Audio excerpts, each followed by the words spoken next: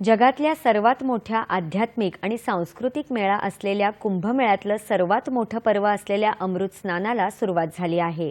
प्राचीन परंपरा आणि संस्कृतीसोबतच भारताची आध्यात्मिकता आणि आस्था यांचं हे प्रतीक आहे।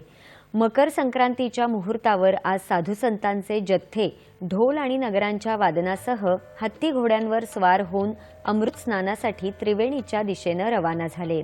आज सर्वात आधी अमृत स्नान करण्यासाठी श्री पंचायती आखाडा महानिर्वाणी आणि श्री शंभू पंचायती अटल आखाडा सकाळी 6:15 वाजता रवाना झाले। संस्कृतीविषयी श्रद्धाभाव राखून आणि परंपरांचं पालन करत लाखो भाविकांनी या मार्गाच्या दुतर्फा उभं राहून हर हर महादेव आणि हर हर गंगेच्या जयघोषात त्यांचं स्वागत केलं।